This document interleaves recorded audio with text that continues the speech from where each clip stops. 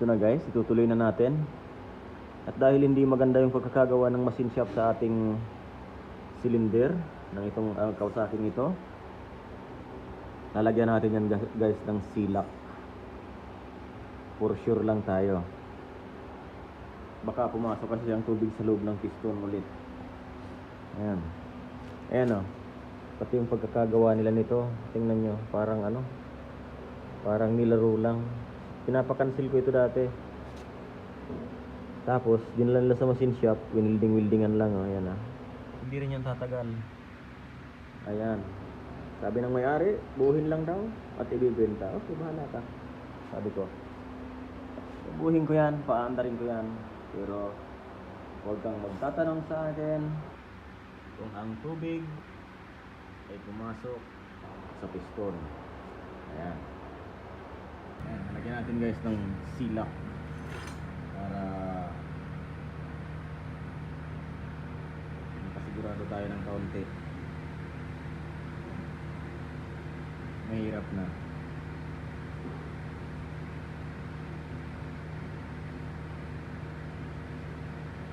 Kung maganda lang sana yung pagka-machine shop nito, hindi ako maglalagay ng silak guys, dahil hindi ako talaga naglalagay niyan.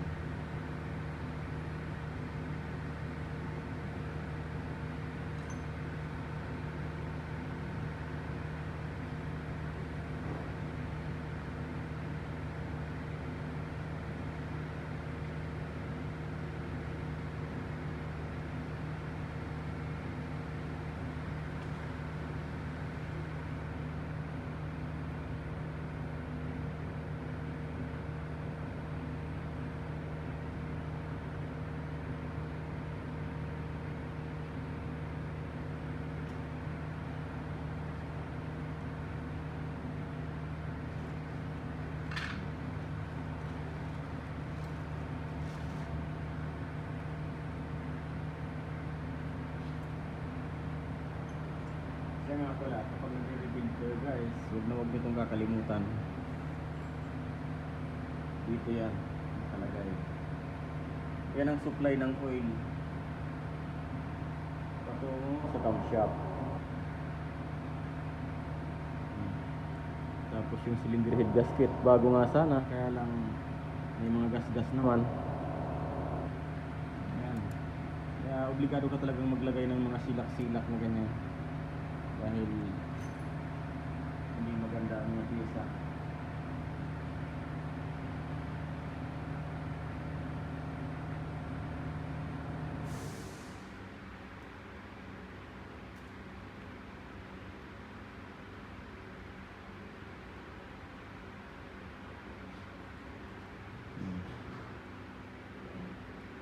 Yes.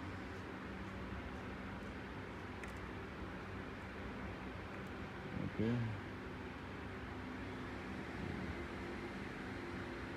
Dito lalagyan natin ng silak dyan. Lagyan natin ng silak dyan.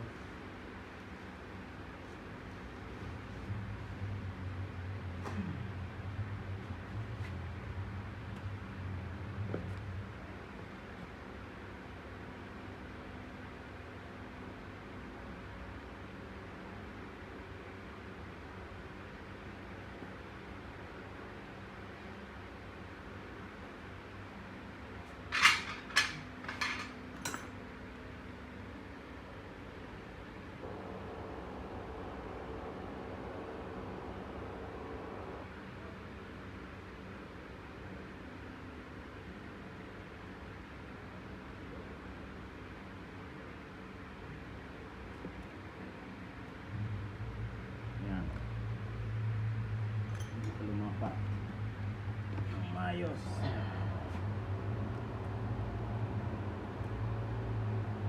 Ayan, okay na. Lalagay tayo ng tornilyo dito muna sa dalawang dulo.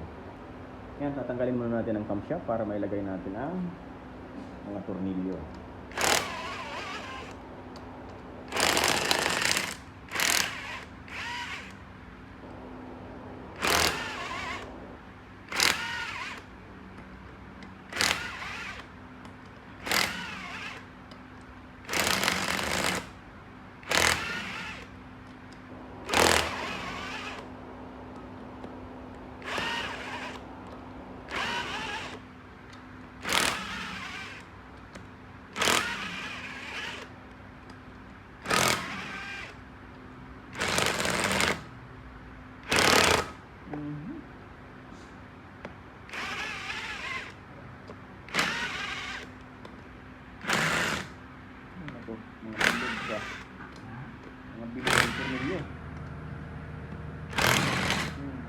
bilog. Jesus Maria.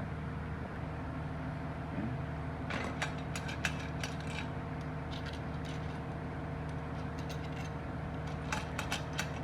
Meron pa nga sabi.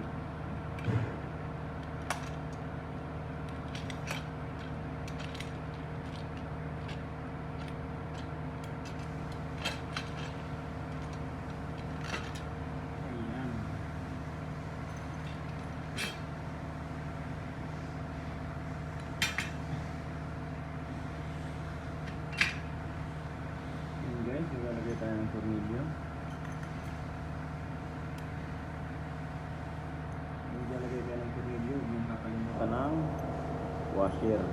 Ganyan. May washer siya dyan.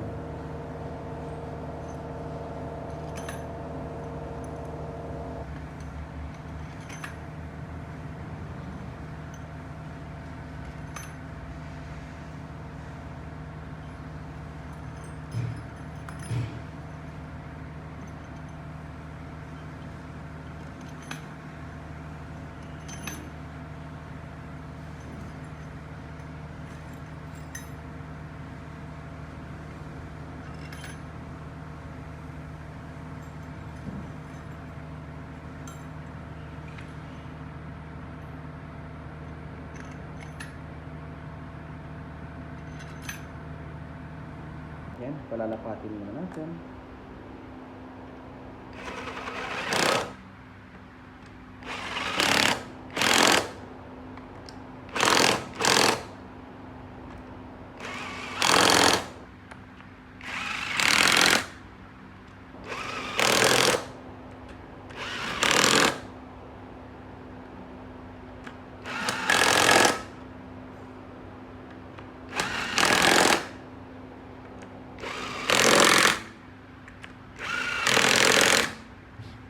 Sunod niyan, ituturk natin guys.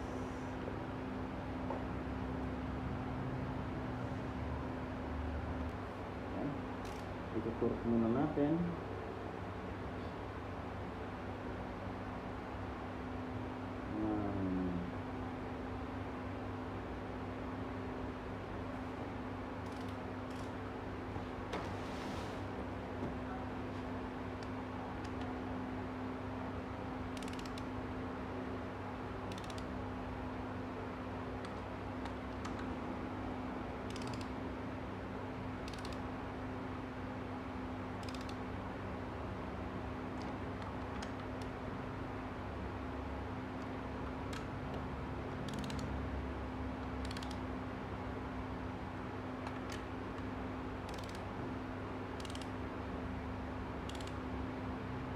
Wala pa, maluwag pa kasi.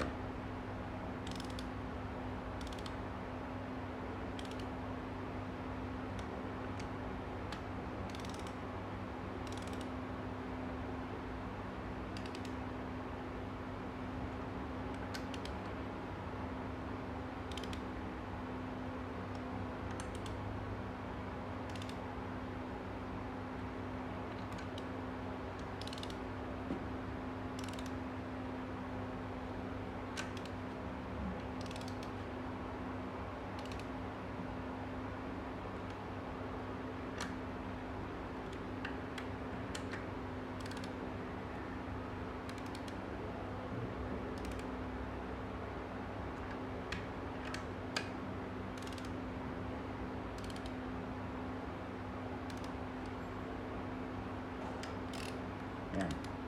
Tuturk natin guys.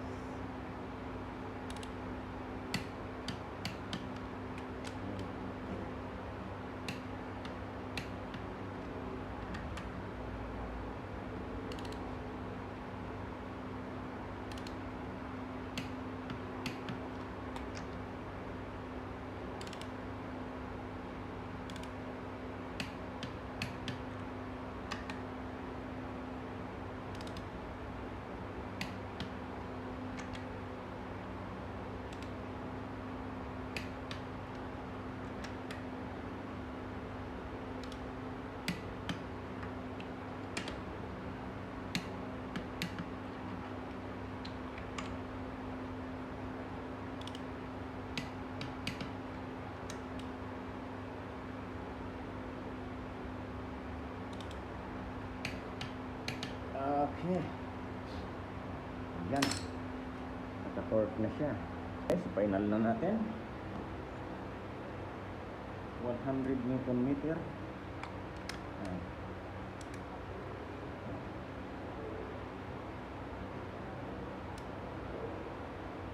Yeah.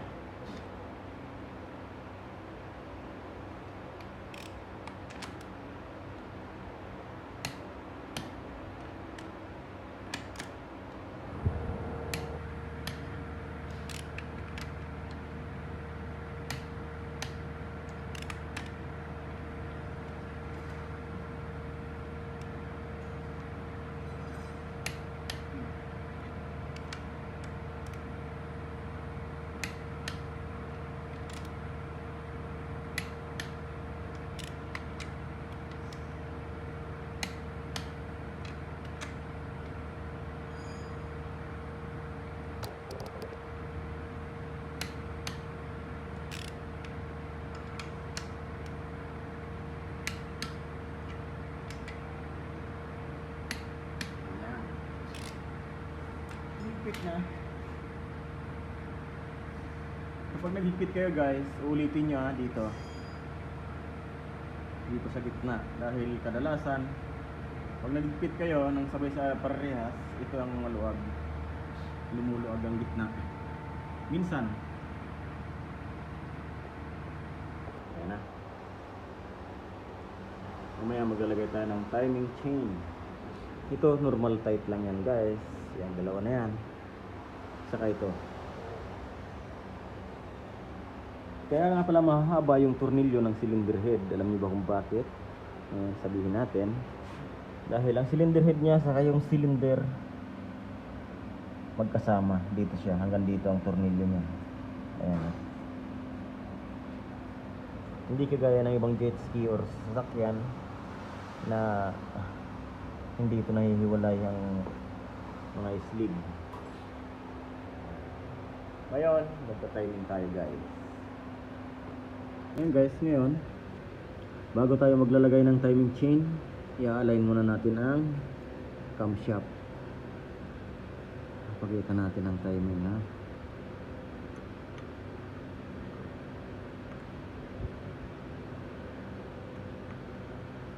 Yung camshaft muna ang ating ita-timing. Ayan.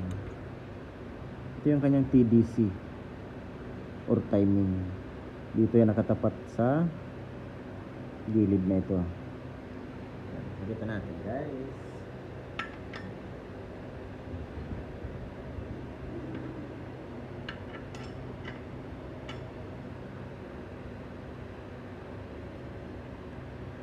Yan. Ito kailangan pantay na pantayan dyan. Yan guys. Okay. Kailangan siya pantay na pantay dyan. Ganyan. Naka number 1 yan. Ayan.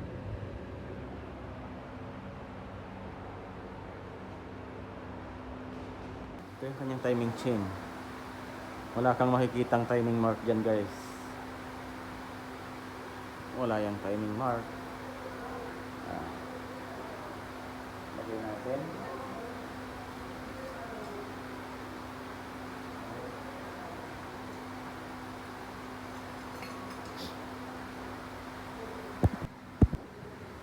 Okay. Ayan, ilalagay natin ito dito.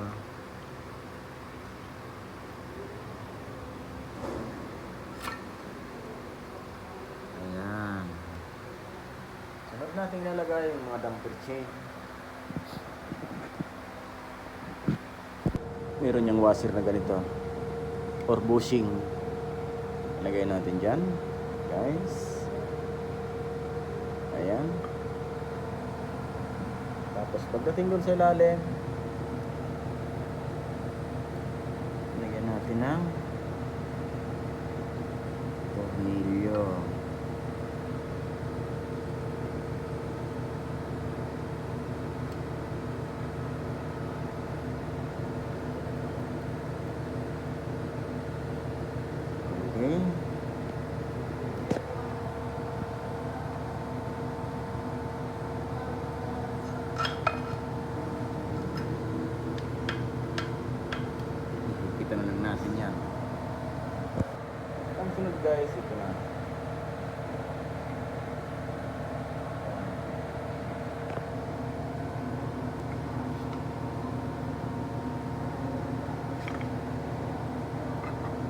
tornilyo niyan, ganito. Okay?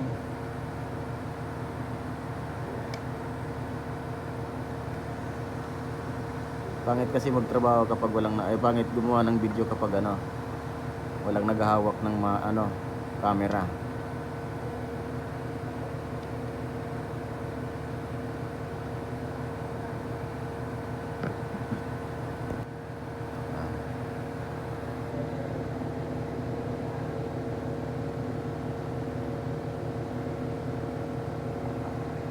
Okay.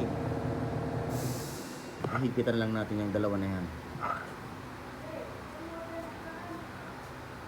Yan guys, higpit na yan. Ilalagay na natin yung ito yung binabasa guys ng crank sensor. Ayan.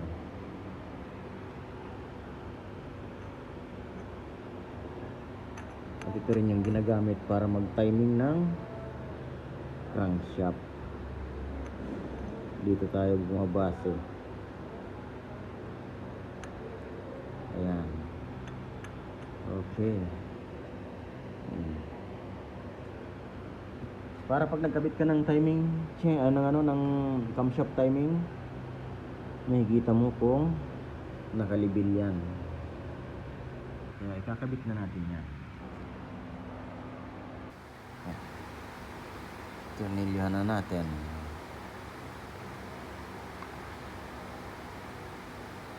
Okay.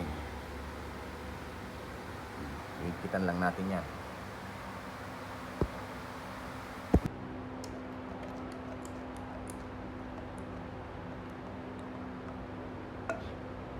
Ito guys, yung exhaust. Nakita nyo yan. Yan ang inaano ng cam sensor. Yan ang binibilang ng cam sensor. Tapos ito nandito sa gilid. Ayan. Yung dalawa, ayan, nasa gilid yan guys. Ganyan. Okay. Sunod, dito naman tayo sa exhaust.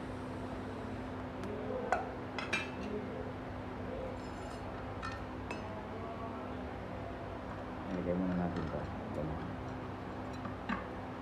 Okay.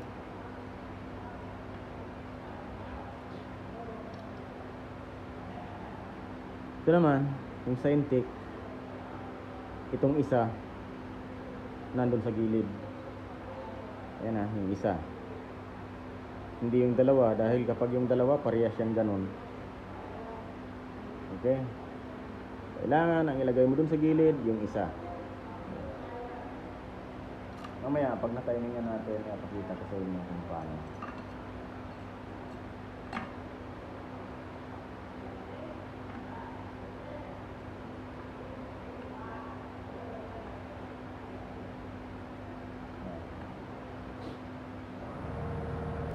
Yan guys. Yan guys, nakita nyo. Dito sa gilid na yan, nakatapat yung dalawa.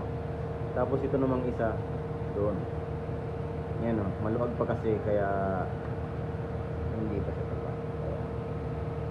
Ganyan siya guys. Okay. Mamaya kapag nalagyan natin ng camshaft, papakita natin paano yung setup talaga.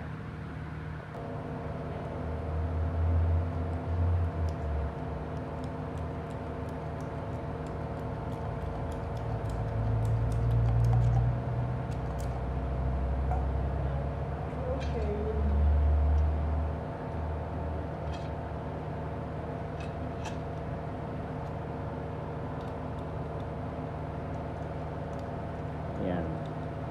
Sunod, higpitan natin yan. At sunod, pagpapalapat ng timing chain.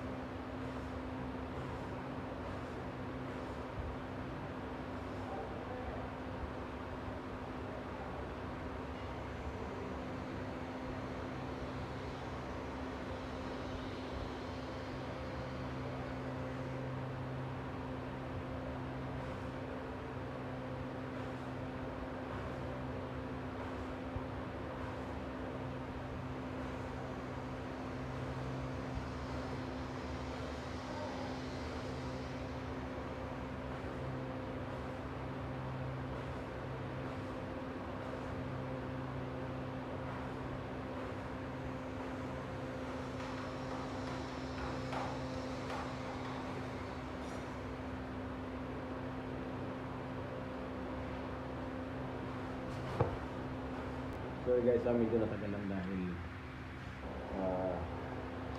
naghanap tayo ng tools. May ibang lahi kasi dito hindi magamit ng tools, walang mga pakialam yan.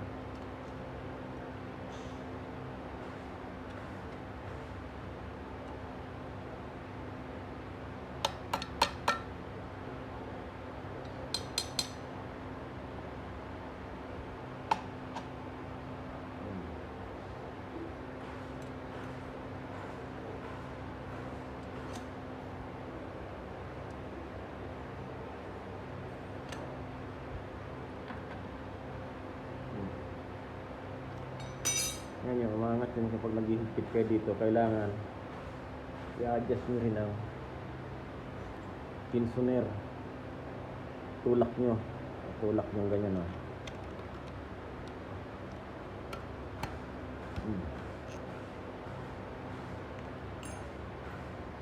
Kung hindi, ilagay natin itong spring para habang humihigpit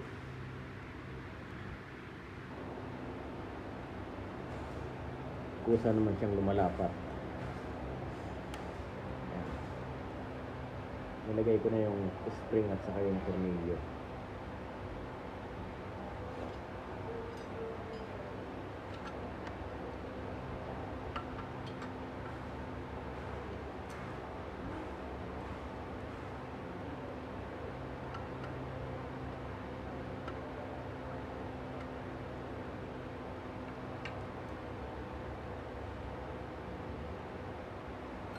Ito na, kasi siyang uma-align. Ikot na lang natin mamaya para makita ang timing.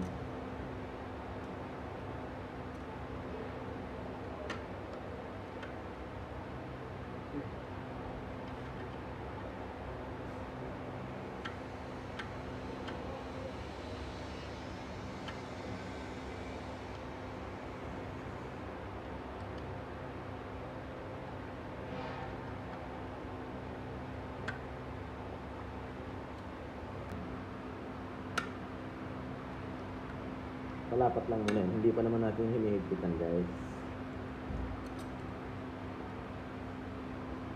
Palapat ko lang yan para may align natin ang timing chain. May align natin ang tama.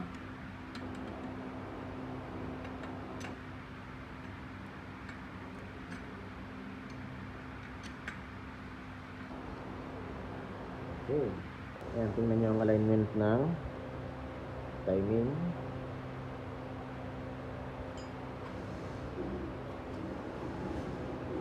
Nalagyan natin ito. Kasi minsan, kapag hindi may nilagyan ng damper, ay tumatalon ang kadena. Uulit ka na naman.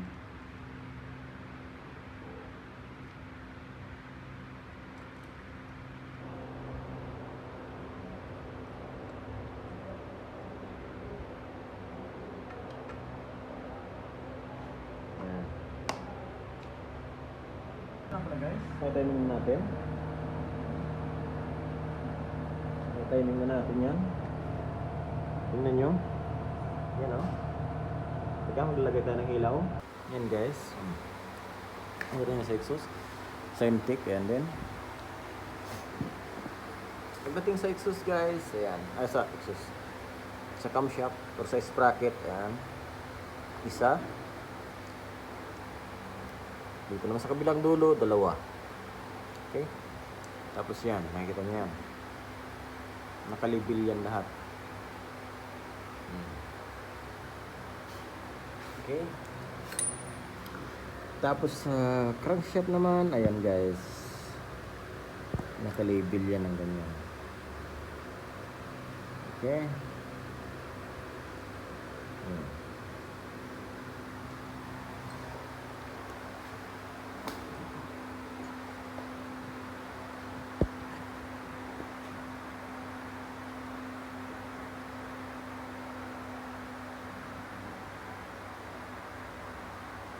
Guys, buo na nga pala yung ating Kawasaki. Ipapakabit natin kay Mr. Bengali doon sa kanyang body bukas. Ngayon magbubuo tayo ng FCR na makina. Yun ang isusunod natin. Kawasaki 300.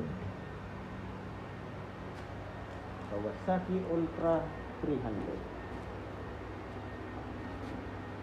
Yan ang kanyang intercooler. Okay. Ayun, dito lang guys ang ating video. Maraming salamat sa panonood. Bye-bye. Okay, Pandrada J. Yan guys ang bagong overhaul nating Yamaha. Pandrang kumaje. Ay, dahil ni ano? Haluag. Hindi. Dahil ko yung tinanggal. Ay, manira. Sige. Kala ako labas. Pandrang ka?